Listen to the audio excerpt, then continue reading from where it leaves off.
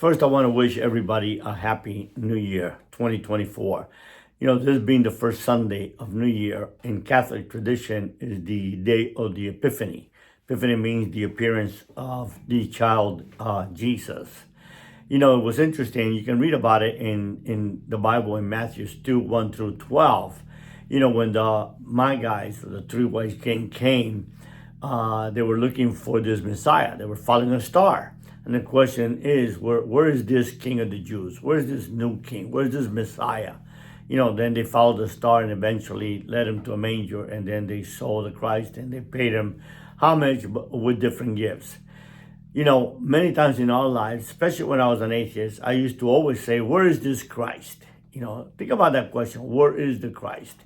As many tragedies happen in our lives, as we see the wars in Ukraine, we see Palestinian Jewish people being killed, and we see horrors. We see people going hungry. Recently, my family and I, we visited Asheville, and we saw homeless people. And you need to ask yourself many, many times, and it's genuine to ask, where is the Christ? Where is this God? Especially when I was an atheist, is what I used to use as an excuse all the time to remain an atheist. When someone wanted to talk to me about, where is this God? Where is this Jesus? When all these troubles are happening in the world. If he's omnipotent and he's all able, why hasn't he intervened? Why hasn't he made things better? It's a genuine question for many. Once you grow in your faith and once you come to realize that, to me, I just look at it. There's another passage in the Bible that says, right now we're looking through a foggy glass, but one day we're going to be seen as we're seen. See, we have a way of describing God in human terms because that's all we know, right? So we can imagine God being this man or to some a woman, that given whatever color hair or skin or whatever you want to give it to. And we want to understand God from a human perspective, but it's impossible, because God is God. And for me, it just came to the realization one day that my life was empty, that there was nothing in my life, and there was no hope in believing what I believed. See, at the end of the day, that's the most important thing in our life, hope. When we lose all hope, it's when we see people committing suicide. When we lose all hope, then we ask ourselves, what is the reason for living? So my hope is in the resurrection of our lives. In the fact that because I believe with all my heart that Christ rose, I believe that I will rise again. And I believe that I will see my mother and I will see my father and I will see all those loved ones that I have missed and loved and dearly missed today, tremendously.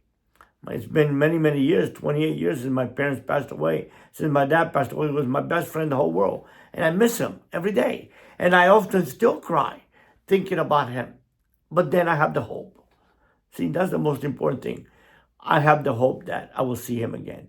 I have the hope that this broken world where we need to ask and where we continuously ask, where is this Christ? Will pass away and we will see this Christ. Some people might say, you're just naive. Well, perhaps I am.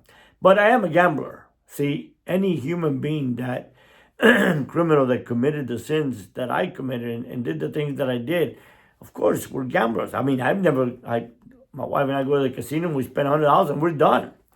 Because I learned a long time ago from a person that owned casinos that told me he did not build those casinos by losing money.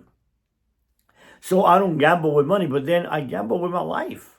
I gamble with the life of my family, the life of my parents. I gamble with so many things.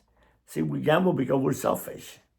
So as a gambler, deep down inside, and still trying every day not to be selfish, to be better, to think about the needs of the other. When trouble comes my way and I want to ask, where is the Christ? I look at my life and I am alive. There were thousands of us in the cartel that are dead. So he must have been somewhere in my life protecting me. So therefore, I live with the hope of eternity. And if there is no eternity, then I just guess I'll be fertilizer or I'll be whatever it is, like everybody else. But how horrible it is to live your life wondering, or believing that this is it. I believe that many people believe that this is it until the moment where they're facing death. And you hear it in many of the very famous atheists, Voltaire, and many, many others, who in their deathbed wonder if they could just have a little more time to get to know God. And that's something. We live our life not thinking that there's a God, not even wanting there to be a God, laughing at those that believe in God. But yet in our deathbed, we asked ourselves, do we need a little more time to know God? Or what is there is a God? You know, those are hard questions. So I'll just gamble on the side of faith and hope. I hope. I live with the hope that I will see my loved ones. I live with the hope that I no longer need to ask the question, where is the Christ? Because I will be amongst them, or he will be amongst us. See, I live with the hope that this broken earth will pass away. I live with the hope that no child will go hungry anymore. I live with the hope that prisoners will be set free physically, because I know many prisoners that are more free mentally, spiritually, than many people on the outside that consider themselves Christians. So I live with that hope. And I pray that this coming 2024, my brothers, my sisters, that you too share in that hope, that there is a Christ. So that just like the Magi's, when they asked, where is this King of the Jews? They were led by a star to the manger where the newborn Christ was. And I just pray that this year, 2024, you allow this newborn Christ to come into your heart. Change your heart the way he changed my heart. Give you hope. Hope is probably the most powerful thing that we can aspire for.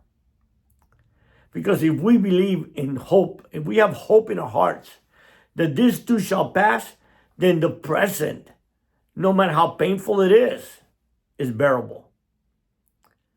So I wish you a very, very prosperous new year. I wish you that you do not have to ask that question, where is the Christ? I wish that you would have the same hope that I live for, so that you, like me, will also be free. Be blessed, and I love you. Happy New Year, and may God bless you and your family richly and mightily. Be blessed.